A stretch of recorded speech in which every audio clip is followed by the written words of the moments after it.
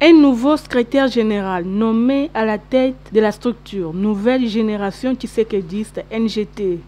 Il s'agit de Eric Ndilou Kimasala qui avait été installé le week-end dernier au siège de cet ASBEL situé à Kasavubu par la coordination de cette structure. Présent à cette cérémonie, le coordonnateur national Eric Ndjoli ainsi que tous les membres de la nouvelle génération tshisekediste. Le nouveau secrétaire général aura dans sa mission le redressement de l'administration de cet ASBEL. Il a appuyé à la coordination nationale que nous présidons de nommer M. Eric Ndilou Kimasala. Eric Ndilou Kimasala, c'était un haut cadre de la NGT. Il a été porte-parole de la NGT, national en chef de la communication. Et au jour d'aujourd'hui, il ne l'est plus. Il est promis secrétaire général.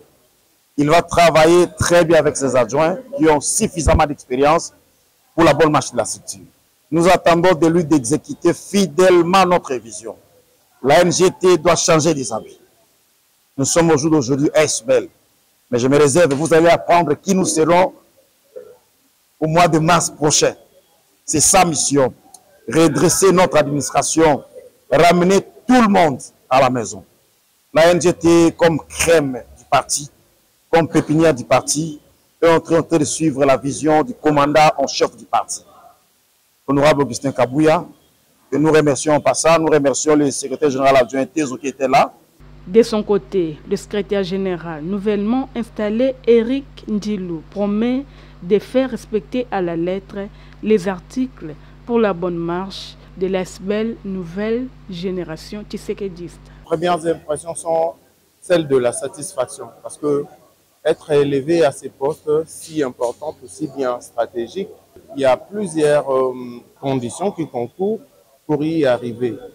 Je crois que si la coordination nationale a jeté le dévolu sur ma modeste personne, c'est que j'ai répondu au moins à la limite d'acceptabilité des conditions pour être arrivé à ces postes. En tant que patron de l'exécutif national ou de l'administration, nous ne sommes qu'esclaves de textes et des orientations de la haute hiérarchie. La NGT, jusqu'à preuve du contraire, revêt encore un caractère d'une ASBEL. Alors nous sommes régis par un statut, aussi bien un règlement intérieur. Et nous, notre mission n'est que de faire respecter à la lettre chacun des articles pour la bonne marche de notre structure.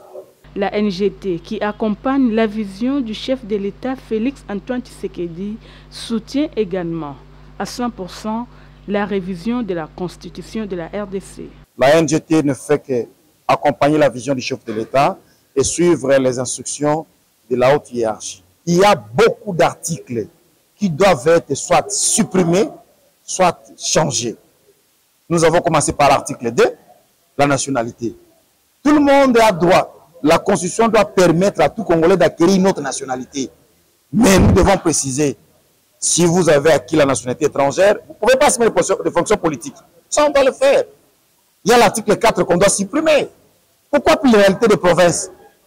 Plusieurs provinces n'ont aidé le pays, la nation, que sur le plan du tribalisme. Nous devons ramener les 26 provinces aux 11 provinces. La question, l'article 152 et suite. La question du mandat des députés. Faudra-t-il que les mêmes personnes puissent demeurer députés éternellement? Nous devons limiter leur mandat.